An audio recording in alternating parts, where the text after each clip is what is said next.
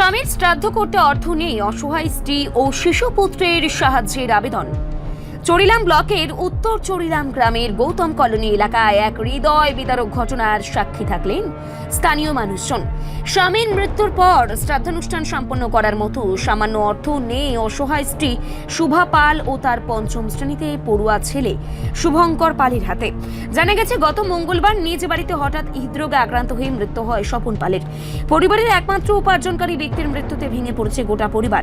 আর্থিক সংকট এতটাই চরমে যে শেষকৃত্যের খরচ পর্যন্ত বহন করতে পারেনি পরিবারটি। স্থানীয় গ্রামবাসীরা মানবিকতার পরিচয় দিয়ে ধূপকাঠি, মোমবাতি থেকে শুরু করে শ্মশানের যাবতীয় খরচ বহন করে।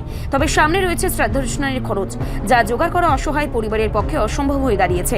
এদিকে অসহায় স্ত্রী শুভা পাল রাজ্য সরকার, প্রশাসন এবং সমাজের বিত্তবান মানুষের কাছে সাহায্যের আবেদনও জানিয়েছেন। গ্রামের মানুষও পরিবারটির পাশে দাঁড়ানোর আহ্বান জানিয়েছেন সকলের কাছে।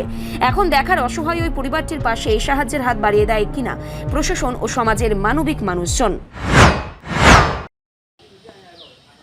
দাদা, কি তো হয়েছে আপনারা পাড়ার? বিষয়টা হচ্ছে এরকম, আমার পুরা পাড়ার মধ্যেই একটা পরিবার একদম নিঃস্ব, একবেলা খাওয়ার মতো অবস্থা নাই। হ্যাঁ, স্বামী আজকে 5 দিন আগে মারা গেছে।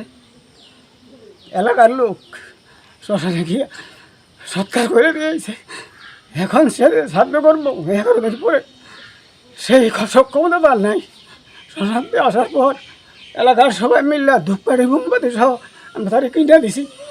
এখন এলাকার লোকজন কিছু না কিছু সাহায্য করবো।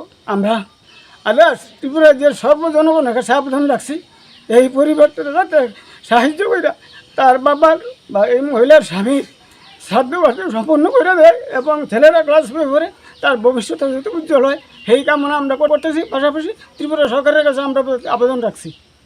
মহিলাটার নাম কি? তা এই মহিলার নাম হইল শোভা পাল, স্বামীর নাম কি? স্বামীর নাম হইল স্বপন চন্দ্র পাল। গোট্টর নাই, একবারে কিচ্ছু নাই। এই যে রাত্রে থাকবো মা ছেলে, সেই ব্যবস্থা নাই। এই জায়গাটার নাম কি? তা উত্তর চললাম গৌতম কলোনি।